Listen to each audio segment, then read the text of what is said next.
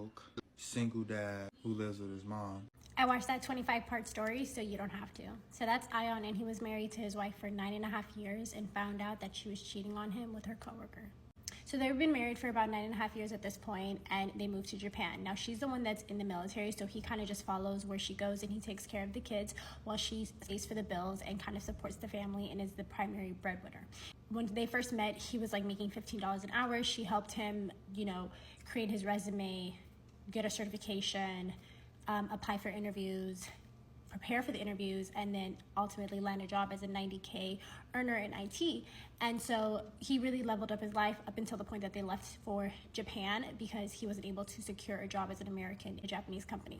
So he was at home taking care of the kids. They went out to dinner. It's their anniversary, and they're having a great day. They spent the whole day together. Nothing happened. And then all of a sudden, they're sitting down at dinner and they end up having a huge fight.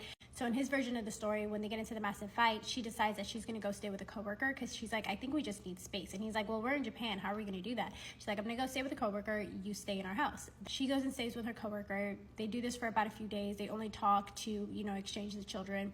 And a few days go by and he's laying in bed and he's like, man, I really miss my girl. Like, I miss my wife. I want to go see her. It's like midnight, right? So he puts the monitor on the kids and just like heads across the street to go see his wife, because in the military towers, like, here's there's the coworker. So he just walked across the street, and from the street he can see that the master light is on, right? So he's like, okay, clearly someone's awake. Walks up to the front, starts knocking. Nobody comes to the door, so he starts banging, right? So eventually she comes to the door, opens it up. He kind of just like slides past her. He goes straight to the door where he saw the lights on. He peeks in, nobody's in there. So he's like, okay, well, where's your coworker? Like, where's he at? You said that you're staying with him, so where's he at, right? Of course, you guessed it, that her coworker was a man. He goes around the corner and goes into the coworker's kid's room, right? He opens the door and he sees that the coworker is laid in between the two children. So he taps him on his feet and he's like, come on, bro, like, I need to talk to you, like, get up. The coworker gets up, they go into the other room, and he's like pressing them. Ion is pressing them, like, what's going on? Like, I'm not understanding, like, I just need you guys to explain to me. Like, starts pressing them, like he can just like feel something's off, right? The whole time they're denying it. They're like, nothing's going on. We're just coworkers. Like, we just have a friendship. Like, nothing is happening. You're worried about nothing. And so at this point, he corners the coworker, right? And Ion's like significantly bigger than the coworker. So he's towering over him. He's like, come on, bro. Like, what's going on? And at this point, the ex-wife is like, okay, fine. Like, we've been in a relationship. We're having an affair. Like, I'm gonna just tell you. So at this point, he's freaking out. He's like, what am I gonna do? And it like hits him like, I'm in Japan. I do not want to go to jail in a foreign prison and find out what they do to Americans. So he's like, I'm going to call my mom. Calls his mom, puts the phone to his ex-wife, and is like, tell her what you just told me. So she repeats it, and the mom, in a clear and concise voice, goes, Ion, leave right now. So he's like, I can feel that conviction. He gets his things and he goes back to the tower.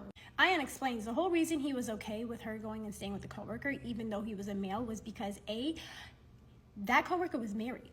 And them as a couple, and Ion and his wife Val would go and hang out with this couple on double dates. They would be around each other all the time. So he never thought in a million years that this guy would turn around and have an affair with his wife, let alone like lie to his face about it. So I've done another military adultery story, and one thing I learned is that sometimes the military really doesn't play with adultery. Like, you could really get in trouble for that, right?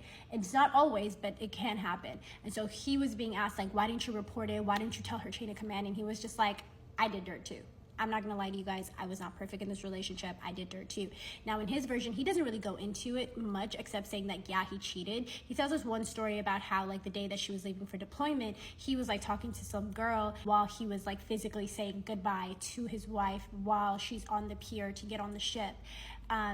The girl texts his phone and the wife sees it, right? And so he tells us that story. He says, like, I'm not perfect. That's why I didn't report her. Why would I do that? Because they're saying, like, you could have got spousal support. You could have got child support. You could have got all this. And he's like, I'm not perfect. Fast forward, Val enters the chat. And she's like, first of all, he cheated on me while I was pregnant with our eldest child, who you all know has autism now.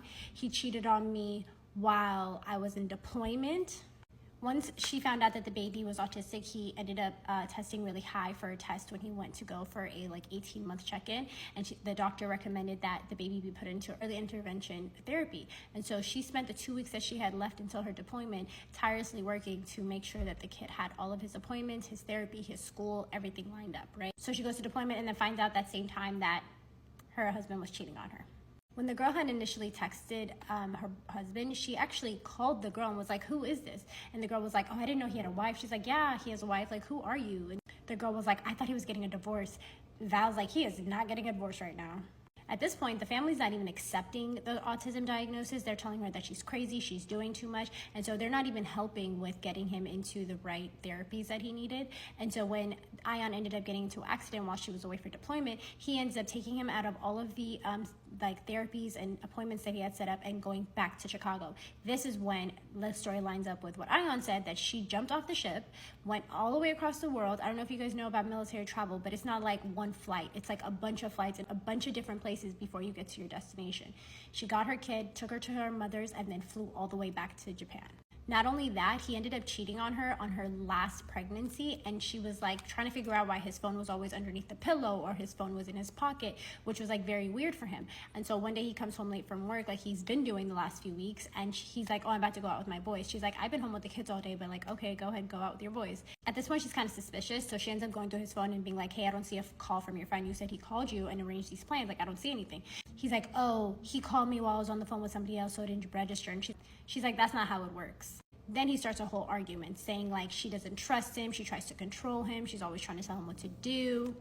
After pressing him and pressing him, he finally admits that, yeah, I am about to go meet some other girl. And she's like, why are you doing this? Like, I'm 5 months pregnant. Like, why are you cheating on me? And he's like, look, you got two choices. You can either join us and make this a tricycle, or you can just stay at home and mind your business. And she's like, well, what am I going to do? At this point, she had it in her head that she couldn't raise these kids on her own and be in the military. She was like, I need him, you know? And so she was like, okay, fine, go do your dirt. So those are the two stories that she shared and said, like, that's just 2 times. He ended up cheating on me about 9 different times, and they were only married 9 years. So he basically cheated every single year. Ultimately, she says, okay, yeah, the anniversary did happen. Like, he's sitting there explaining to me like, oh, I love you. I'm so grateful for you. You're so good to me. You've done all these things. I'm so grateful for everything you've done. And she's sitting there thinking like, I'm miserable. I'm so miserable. I'm not happy. There's no reality where I'm going to be happy and forgive you cheating on me numerous times and letting it go, you know? Mind you, she never told her family. She never told anybody about the cheating, like nobody, right? At this point, her chain of command in Japan had really instilled it in her brain that she could do this. She could be a single mother. She can take care of her babies. She doesn't need to be with Ion. So she told him at the anniversary dinner, I don't want to be with you anymore. I'm getting a divorce. This is what's happening. We're done. She's like, you've cheated on me on almost every service station that we went to. I'm a joke. Like, I'm a joke. I can't do this anymore. I want to get a divorce. And so he agreed, and they left that anniversary dinner and even had to take the train all the way back, sitting opposite sides from each other, like trying to figure out like the logistics of their divorce and just being like, okay, we're not going to be together. So she's like, yeah, the incident of him finding me in bed with my coworker did happen, but me and him had already separated. We had decided to no longer be together. Their stories very much differ at that point. He's like, we were together when she was cheating and I found her in bed with a coworker, and she's like, we were not together. I broke up with you at that anniversary dinner. So I don't know. You guys can make a decision on which story makes more sense. He came on the internet to be like, here's my story as a single broke dad that's raising their own kid and living in their mom's house. And she just wanted to clarify and be like, he wasn't perfect. Like, even if that situation happened, like, I very much was cheated on my entire relationship. She did end up going on to blending her family with that coworker. He ended up leaving his wife as well. His wife was actually off on deployment on a ship, and her ship was in movement for 3 weeks, and that's when they initiated their like first relationship, affair, whatever you want to call it. They're very civil. She's very confused why he decided to do the story time, because she's like, we're in a good place. He even spent last Christmas with me and my family and my fiance. Like, we had a great time. So she's just like, don't know why I'm being dragged, but here's some clarification. They both clarified, they both did dirt. She cheated at some times, he cheated at some points. Like, it just was a very unhealthy relationship. I think we can all agree.